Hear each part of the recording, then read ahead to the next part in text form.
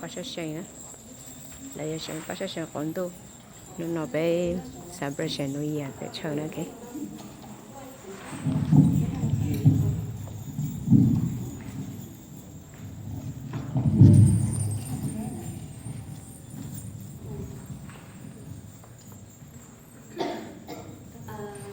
Help me. Sorry. I don't mean to make you go up there. go all the way up there. No, we need up here. We need up here. No. Oh, you want to do that one up first? Yeah, what's Yeah, that's one. The other one first. The long one, right? Yeah. Okay, I'm ready. Okay.